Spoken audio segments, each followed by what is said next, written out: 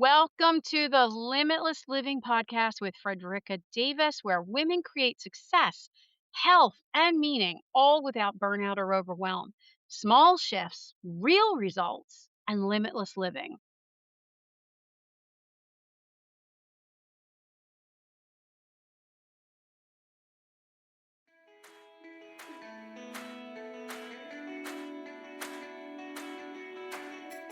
Hello, and welcome back to the Limitless Living podcast. I'm Fredricka Davis, and if this is your first time joining me, I want to give you a great big welcome.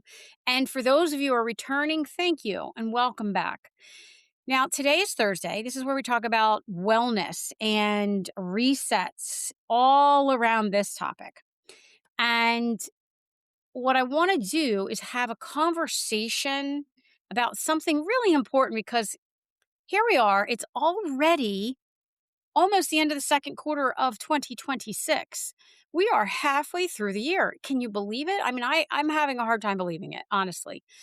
And maybe you're listening to this and you're thinking, okay, it's halfway through the year and all those goals. Ugh. And then if you're lucky and you've followed through and you've planned and you've executed and you've taken action, maybe you are thinking, hey, I am right where I need to be. Chances are, if you are like most of the women that I know, you might be thinking, okay, well, I'm not doing too bad. I got this done. Or maybe even more likely, you are thinking, "Ugh, I haven't done anything I said I was going to do this year.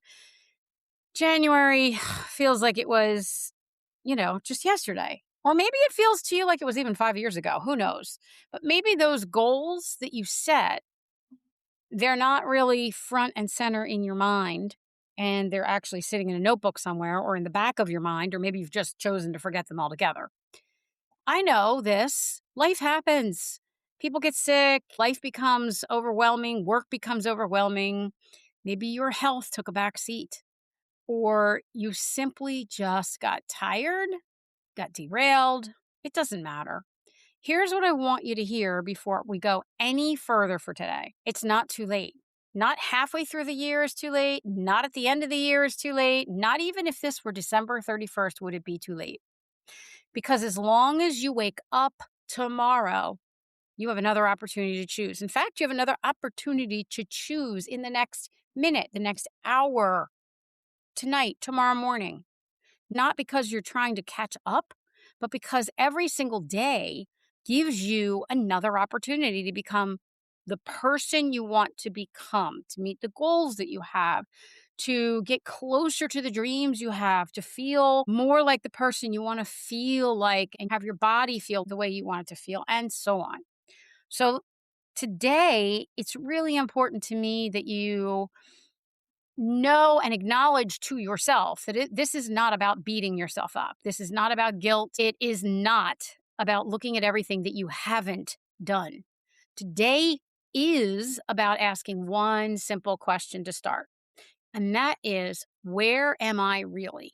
I really want you to ask yourself, really, where are you at? And be honest. Because before we decide what we're going to do, what you're going to do, you have to be honest about where you are. What is your starting point? Today, I want to walk you through a mid year wellness reset. Now, this is not just physical. This is not just a physical reset. I know maybe you're hoping for like, oh, what do I take? What do I eat? What do I do? And all that kind of stuff. That is rampant on the internet. And I have that for you. That's part of what we do in our whole woman wellness reset. However, I want to talk to you about something that will have a bigger shift for you in all of these areas, especially your wellness. So it's not just physical wellness, it's whole person wellness because wellness affects everything. Now, most people think of wellness and they think of their body or maybe their mental health. So, yes, wellness is physical health. Yes, it's emotional health and mental health, but it's also your spiritual health and your financial health Wellness is also relationships. How healthy are your relationships? And I mean with friends, family, coworkers, it doesn't matter who. Wellness also includes purpose. When we have a sense of purpose, it increases how we feel and our health and our energy, everything. So when one area begins to improve, regardless of which one you choose to begin with, the others almost always move into improvement with it. So let's do a check in. How is your body doing? Pull out your journal. If you've been listening to this for any length of time, I encourage you to have a journal or something or write these things down and actually take the time to think about them. Okay. So let's do your check in. How is your body doing? Like, really? Write that down. Take an inventory of how your body's doing. How is your energy? Maybe rate it from 1 to 10, 10 being really off the charts, awesome. How are you sleeping? Not just how many hours are you sleeping, but are you feeling rested when you wake up? Are you tossing and turning? Are you waking up in the middle of the night? How is your sleep? And are you getting enough? It's not just about the hours that you get. Are you nourishing yourself? Is the next question. Nourishment is crucial. Getting the right nutrition in, absolutely crucial. But so is nourishing our soul, nourishing our mind, nourishing ourselves. And are you moving? How are you moving throughout the day? How much are you moving? What kind of movement are you doing? Are you giving yourself a broad range of movements? How are you moving? Next is how's your stress level? You can do this one on 1 to 10, 10 being, oh my gosh, I'm off the charts. I mean, I know some of you are probably listening to this going, 10, I'm a 15. I get it. Totally get it. But figure out what your starting point is. Write it down. How's your nervous system feeling? Are you feeling anxious all the time? Are you feeling on guard all the time? Like you're always waiting for the next thing to happen or in fight or flight mode or a little bit short tempered or what? How is your nervous system doing and behaving? How about your joy? We are meant to feel more joy in our lives. Most of us need more joy in our lives. How is your joy? Do you have enough of it? Do you have any of it? How about your relationships? How are your relationships in your life? And take the time, write all this down. These are going to be your baseline markers as you move forward to come back to compare where you've had improvements, what you still need to work on. It's kind of a guide, if you will. And this is the initial gathering of data. That's it. How is your spiritual life? That's your next question. How is your spiritual life? Do you have a belief system?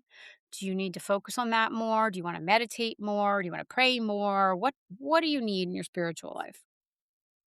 How's your connection with yourself? If we're not connected with ourselves, we don't hear what our bodies, our minds, our hearts, our souls are trying to tell us. We're unable to maintain the connection. It makes it harder to listen, harder to hear, and harder to acknowledge and recognize what we need. How's your connection with the world around you, with nature? You get the picture here. Now, these answers should not be how you wish things were. These are the real factual answers. This is what's going on right now. There's no good or bad. It should not be answers about how it looked 6 months ago either. It's what's going on today, right now, without judgment. Refrain exercising judgment around these or putting judgment into this. This is just about awareness. We are gathering information. Awareness is information. Now, here's something I've noticed after decades of working in wellness. Most people don't actually struggle because they don't know what to do. They struggle because of how they think about doing it and how that feels, the perception of that. Let me give you an example. Exercise. We all know most of us need to move more or maybe move differently than we are already moving to give ourselves a boost in our wellness. But we struggle because of the way that we think about that. We think, oh, I got to exercise. I got to carve out time for the gym. That means I got to pack a gym bag, or I got to find another hour, or I'm going to have to, walk. I have to at least have 45 minutes for it to be worth it. Like all the things that we have that goes on, right? That we tell ourselves. And we struggle because of how we think about it. And then the feeling that comes right behind that example is likely going to be dread or overwhelm because you don't know where you're going to work it in your schedule, right? From what I just said. So I want you to listen to the language that you use when you're talking about things. Language such as, I should drink more water. I need to exercise. I should not eat that. I was bad today. Yep, I failed. I have to start over. Maybe I have to start over again. Do you hear those statements? We've all made them. I can relate. All of these statements, did they not feel heavy to you when you were thinking about them? Like, ugh, I should drink more water. I need to exercise. I shouldn't eat that. Yeah, I was bad today. They all have a sense of obligation in them, number one. Number two, judgment is packaged in there, pressure. And honestly, who wants to live there in that place with pressure and judgment and obligation and that negative, heavy feeling around those types of statements? So, what I want to talk about today or leave you with and give you is the thought that what if instead of living from the shoulds, you start living from choice? Now, this has to do with your wellness in every area and how you approach life on the whole. What if you started living from choice? This one shift has the potential to change everything for you. Let me give you an example. Instead of, I should drink more water, what if you said, I choose to gift my body the water it needs? That's very different. Did you feel the difference? One statement, I should, feels little like punishment. The other one, I choose to gift my body, feels like care. Like I care about myself. Instead of, I have to exercise, what if you said, I choose to give my body 10 minutes of movement because I know it helps me feel better? There's power in that. There's positivity in that. Maybe it's walking after lunch, or maybe it's stretching. Maybe it's dancing in your kitchen. Maybe it's marching beside your desk and getting your steps that way for just 5 or 10 minutes after lunch. That's it. Not because you're trying to earn the food and not because you're trying to even lose weight, but because you're choosing to gift your body movement. You're choosing. There's a whole lot more power in there and positivity in there. So instead of I shouldn't eat the donut, what if you simply said, I choose to gift myself protein and fiber first? Now, I'm not telling you that you can never have that donut. I'm suggesting that you choose to gift your body what it needs first, such as protein and fiber. And then if you still want the donut, to have it. Because that's not what this is about. It's not about deprivation. It isn't about only good foods or bad foods or perfect eating. It's about meeting your body's needs first and then deciding what you want to do next. Imagine starting your morning by saying, I choose to gift my body water. Next, I choose to gift my body protein. And I choose to gift myself 10 peaceful minutes sipping my water, my tea, my coffee, whatever it is, with intention before I open my emails. Now, nothing has been taken away. You're simply adding what serves you first.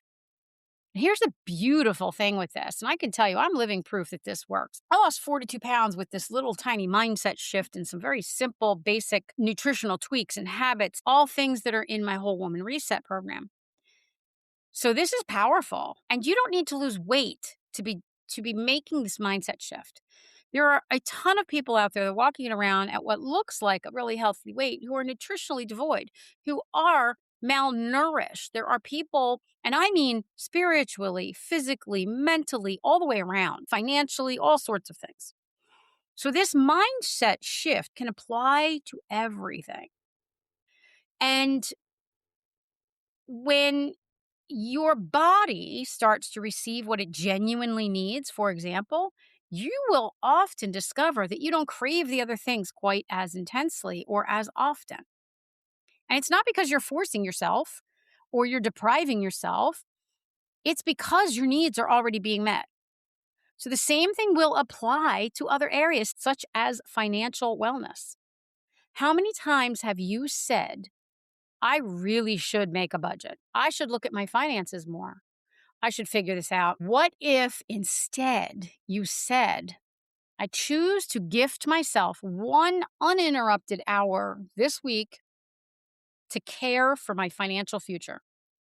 Now, doesn't that feel different? It comes from a place of power instead of a place of weakness or a place of punishment.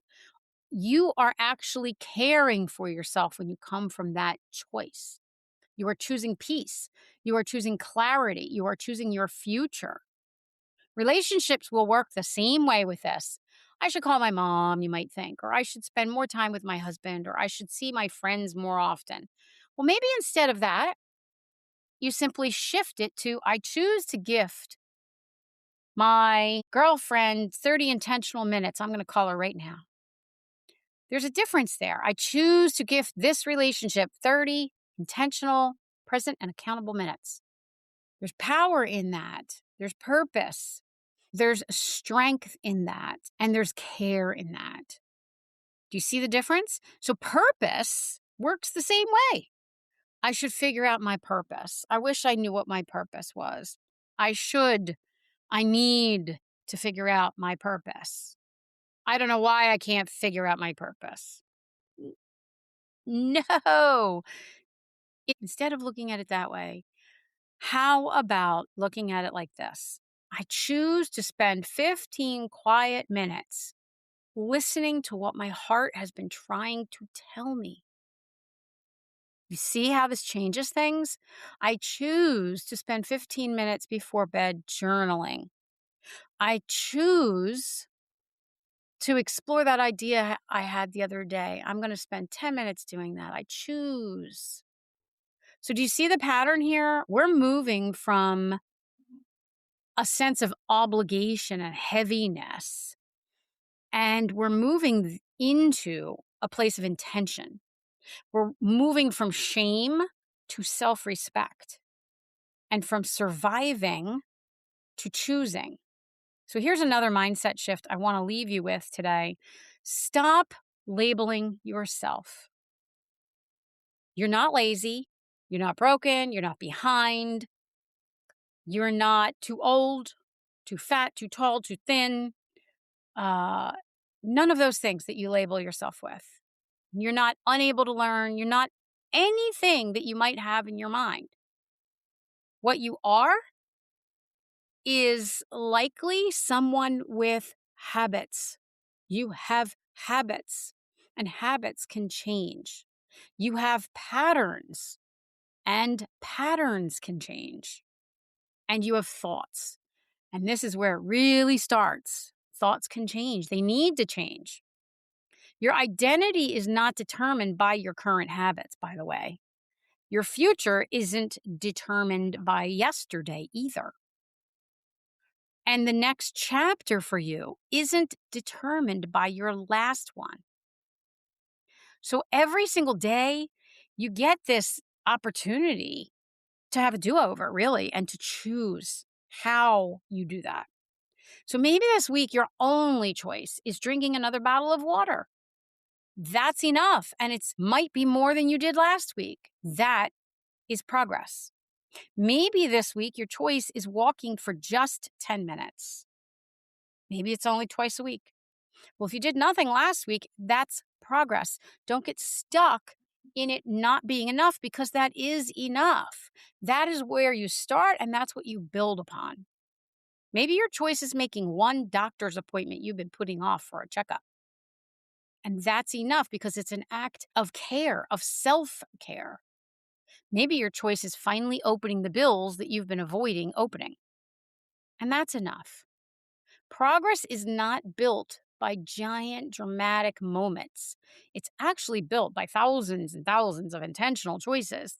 And often they're the little choices that are seemingly nothing choices or minor in the big picture. But when we do them over and over and over and we layer them over and over and over, they become the big shifts. So what I want to do is leave you with a very simple exercise. And again, in your notebook, I want you to draw 4 boxes. In one box, you're going to label it physical wellness. The next one is going to be mental and emotional wellness. The third one is going to be financial wellness. And your fourth one is spiritual wellness. Now, under each of the boxes, ask yourself these 4 questions. Where am I today? Where did I hope I'd be by now? What's one thing that's working? What's one gift I can choose to give myself this week? Not 10 things, just one intentional choice, one shift, one promise you can keep to yourself, one act of self respect. This is one investment in you, in your future. Because again, one choice becomes another, then another, and another. And eventually, those choices become habits. That's where the magic really starts to happen because those habits become identity shifts. And that identity becomes your life. Remember, it doesn't matter that it's June. It wouldn't matter if it were September. It wouldn't matter if it were December 31st. It is never too late. And as long as you're breathing, you have another opportunity to choose. Again, not because you should or shouldn't, not because somebody told you to, not because I told you to, but because your future self, hell, your current self, deserves the gifts that your present self chooses to give you today. So this week, I encourage you, I beg of you to stop asking yourself, what should I do? But instead start asking yourself, what do I choose to gift myself today? I have a feeling that one question may change more than you realize. And I'll share with you just one more little thing. You know, if you can relate to this, I can tell you firsthand, I have tried a million and one diet plans over my decades and decades on this planet. I have tried every detox plan. I am certified and trained in many of them. Same thing with exercise. Same thing with habits for time management or schedule habits or mindset shifts and so on and so on. I can go on. This applies to everything. Financial habits, all of it, so on and so on. And when I created this mindset shift as part of my limitless reset method to heal myself first, I couldn't believe the results from this mindset shift because really, let's face it, all the diets out there, they all kind of work. Whether they worked for you or not doesn't matter. Same thing with detoxes. They can do magical things. Same thing with exercise, same thing with financial efforts, same thing with routine changes or schedule changes or time management or goal setting. I can go on and on, right? However, so many of us, the bulk of us, don't stick with it because we are still stuck in these other beliefs that we talked about. We're stuck in the way that we see things and what it evokes and the feelings in us. So when we shift how we look at things and how we choose things, it makes it easier for all the other things to actually fall in line and for you to have those shifts that you're looking for. So I've seen this too, again, not just in myself, but over and over and over with clients as I have been working with so many women. So, on that note, I want to thank you so much for spending this time with me today. If this episode spoke to you, I would love to hear from you. Come join me inside the Limitless Living community. It's for women who are becoming. I would love it if you tell us one thing you're choosing to gift yourself this week. And let's encourage one another, celebrate the small wins, and remember that lasting transformation is built one intentional choice at a time. So until next time, be rooted, be resilient, and be limitless.